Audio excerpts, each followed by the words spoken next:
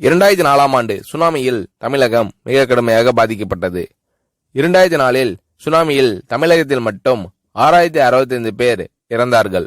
88 கிராமங்கள் நிலை குலைந்து அழிந்து போனது. இந்த சூழ்நிலையில் அம்மா அவர்கள் எடுத்த நடவடிக்கையால் 10 கிராமங்களுக்கு ஒரு அமைச்சர், ஒரு IAS அதிகாரி, ஒரு PRO என்ற ஒரு குழுவை அமைத்து உலக வரலாற்றிலேயே இது போன்ற மீட்பு நடவடிக்கை இருந்திருக்காது என்ற அளவில் 3 நாளில் பாதிக்கப்பட்ட கிராமங்களுக்கு மின்சாரம் வழங்கப்பட்டது. குடிநீர் வசதி செய்து தரப்பட்டது. இந்த மின்னல் வேக நடவடிக்கையால் அப்போதிருந்த இந்திய ஜனாதிபதி அப்துல் கலாம் மற்றும் அமெரிக்காவின் முன்னாள் அதிபர் கிளின்டன் ஆகியோரின் பாராட்டுகளை அம்மாவின் அரசு பெற்றது. அழுத கண்களை துடைக்கும் கரம் கொண்டவர் அம்மா அவர்கள். ஆண்டவன் யாரோ ஒரு நபர் மூலமாக வருவார். தமிழ்நாட்டிற்கு கிடைத்த தெய்வம் அம்மா அவர்கள். சுனாமியில் பாதிக்கப்பட்டவர்களில் 40 பேருக்கு 2 குழந்தைகளும் சுனாமியில் இறந்து விடுகிறது.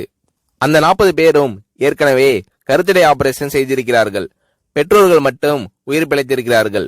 உயிர் பிழைத்தவர்களுக்கு இனி குழந்தை கிடையாது என்ற நிலையில் அவர்களுக்கு கருணைவு ஆபரேஷன் செய்து அவர்களில் பல பேருக்கு குழந்தை பிறந்து அந்த குழந்தைகள் இன்று பள்ளிக்கு சென்று கொண்டிருக்கிறார்கள். நாகப்பட்டினத்தில் அம்மா அவர்கள் மீனவர்களை சந்தித்த போது மீனவர்கள் கதறி அழுதார்கள்.